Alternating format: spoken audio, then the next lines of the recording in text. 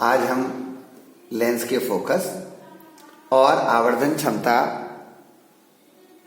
के सूत्रों की परिचर्चा करेंगे। देखिए, लेंस का जो फोकस दूरी का सूत्र है 1/f बराबर 1/v माइनस 1/u है। यहां f लेंस की फोकस दूरी, v प्रतिबिंब की दूरी, u वस्तु की दूरी है। ये दोनों दूरियां हमें लेंस से नापी जानी है। लेंस का जो मध्य भाग होता है उसे प्रकाशिक केंद्र कहते हैं और ये दोनों दूरियां लेंस के प्रकाशिक केंद्र से हमें नापनी है। m आवर्धन क्षमता, जो कि प्रतिबिंब की ऊंचाई और वस्तु की ऊंचाई के अनुपात के बराबर होती है। m बराबर हो गया I/O बराबर V/U।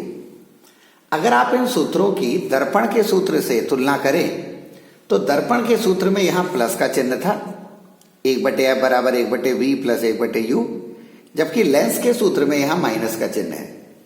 दर्पण के सूत्र की आवर्धन क्षमता में माइनस v/u था, जबकि लेंस में आ गया v/u। यानी दोनों सूत्र लगभग एक जैसे हैं, केवल एक आध चिन्ह का अंतर है। जैसा मैंने पहले ही बता दिया, f लेंस की फोकस दूरी है, u वस्तु की दूरी है जो हम लेंस से नापेंगे, v प्रतिबिंब की दूरी है लेंस से, o वस्तु की ऊंचाई है और I प्रतिबिंब की ऊंचाई है। इन दोनों सूत्रों का प्रयोग करते समय हमें इन चिन्ह परिपाटी को याद करना आवश्यक है। इस चिन्ह परिपाटी को तैयार करते समय ये माना गया कि जो दूरियां लेंस से बाईं ओर नापी जाएंगी वो सब ऋणात्मक होंगी तथा जो दूरियां लेंस के दाईं तरफ नापी जाएंगी वो धनात्मक होंगी। और ये माना गया कि हमने वस्तु को बाईं ओर रखा है लेंस के, तो क्योंकि हमने वस्तु को बाईं ओर रखा है इसलिए u का मान कैसा होगा? ऋणात्मक। v का जो चिन्ह लिया जाना है वो इस बात पर निर्भर करेगा कि प्रतिबिंब वास्तविक बना है या प्रतिबिंब आभासी बना है।